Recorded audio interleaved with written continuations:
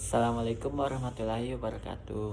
Perkenalkan, nama saya Muhammad Rafli Zainuddin dengan NIM 1802405120. Kali ini saya akan menjawab soal ujian akhir semester mata kuliah Hukum Politik dan Agraria oleh dosen pengampu Wahyu Hidayat SIP. Nah, langsung saja simak video berikut ini. Baik, yang pertama yaitu jelaskan definisi politik dan hukum agraria. Politik menurut salah satu ahli yaitu Ramlan Subbakti menjelaskan bahwa politik sebagai interaksi antara pemerintah dan masyarakat dalam rangka membuat keputusan dan menjalankan keputusan yang mengikat tentang kebaikan bersama masyarakat yang tinggal di suatu wilayah tertentu. Selanjutnya yaitu definisi hukum agraria. Menurut Profesor Budi Harsono, hukum agraria merupakan keseluruhan kaidah hukum yang mengatur bumi, air, ruang angkasa, serta kekayaan alam yang terkandung di dalamnya. Baik, pertanyaan kedua yaitu jelaskan perbedaan antara hukum agraria adat dan hukum agraria barat.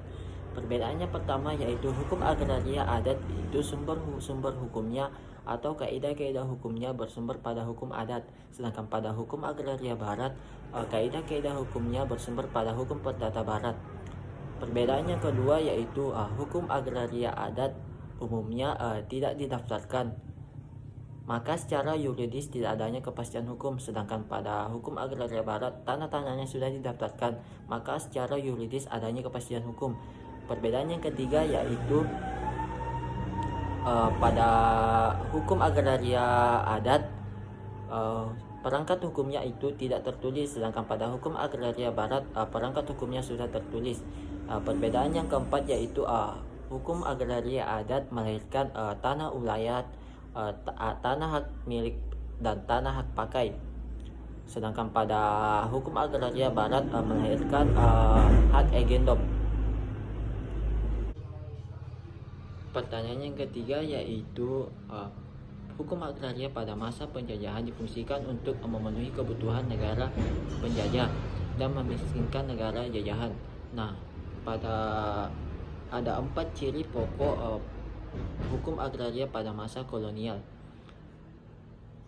Jawabannya yaitu yang pertama prinsip dominasi, di mana negara penjajah yang minoritas menguasai negara jajahan yang mayoritas. Yang kedua yaitu eksploitasi, di mana kekayaan tanah diperuntukkan untuk negara penjajah.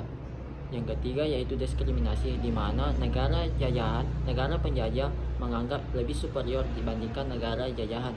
Yang keempat yaitu dependensi, di mana pada ciri ini negara jajahan menganggap negara penjajah menganggap negara jajahan bergantung pada negara penjajah.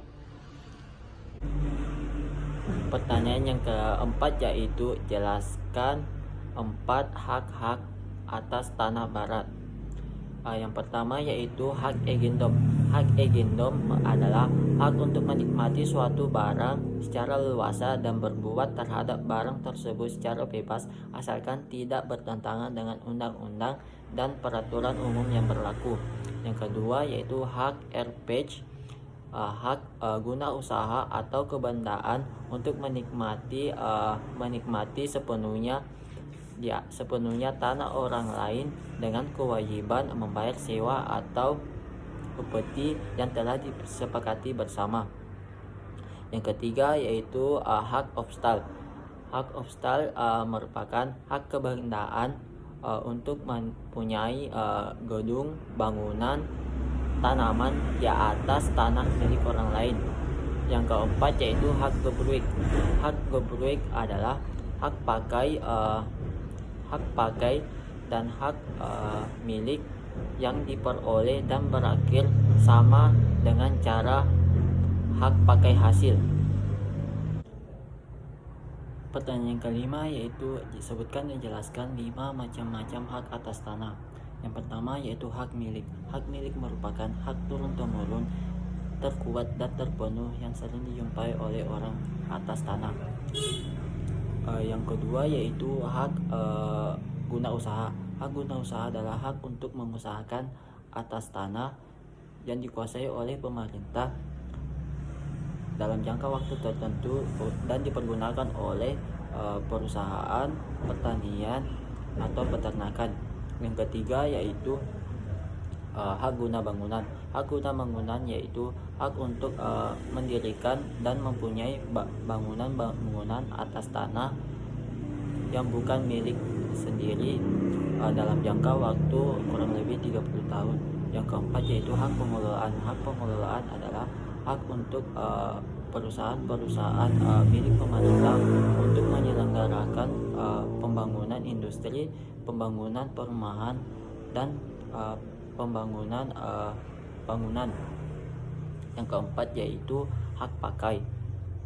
Hak pakai atas tanah merupakan hak untuk menggunakan tanah atau memungut hasil dari tanah tersebut. Pertanyaan yang keenam yaitu jelaskan definisi pengadaan tanah dan kepentingan umum dan objek apa saja yang termasuk dalam kepentingan umum. Yang pertama yaitu definisi pengadaan tanah. Pengadaan tanah merupakan segala kegiatan untuk mendapatkan tanah dengan cara mengganti rugi kepada pihak yang melepaskan atau memberikan tanah tersebut. Yang kedua yaitu definisi kepentingan umum.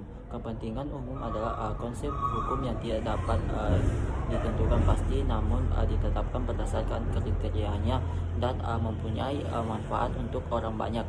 Adapun objek dari pembangunan kepentingan umum seperti masjid, jalan tol, jembatan. Pertanyaan yang ketujuh yaitu di Indonesia konflik agraria masih saja berlangsung dan terus meningkat. Nah, yang pertama yaitu apa faktor yang mempengaruhi terjadinya konflik agraria. Yang kedua yaitu sebutkan salah satu contoh konflik agraria dan bagaimana solusi untuk menyelesaikan masalah konflik tersebut. Konflik agraria disebabkan oleh beberapa faktor yaitu yang pertama adanya perebutan kekuasaan atas tanah. Yang kedua yaitu adanya perebutan sumber daya alam. Yang ketiga yaitu adanya kesenjangan terhadap sumber-sumber agraria. Nah, adapun contoh kasus konflik agraria yang terjadi di daerah saya yaitu tepatnya di Buah, Kabupaten Luwu, di mana pada saat proses pembuatan jembatan di tepatnya di Kandua, Kabupaten Buah, Kecamatan Buah, Kabupaten Luwu, yaitu tanah milik masyarakat diambil oleh pengelola pembuatan jembatan, di mana pihak pengelola pembuatan jembatan tidak membayar ganti rugi sesuai dengan harga tanah yang berlaku. Nah, adapun solusi dari konflik agraria ini yaitu di mana pihak pengelola pembuatan jembatan harus membayar ganti rugi sesuai dengan harga tanah yang berlaku. Pertanyaan ke-8 yaitu jelaskan keterkaitan antara reforma agraria dan kesejahteraan petani.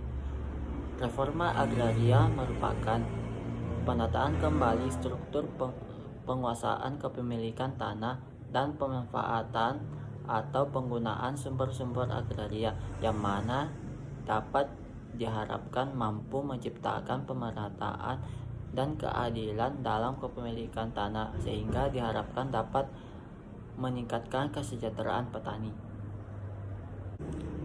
Demikianlah jawaban dari saya atas soal UAS mata kuliah Hukum Politik dan Agraria.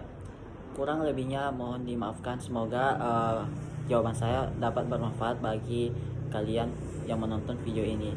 Terima kasih. Assalamualaikum warahmatullahi wabarakatuh.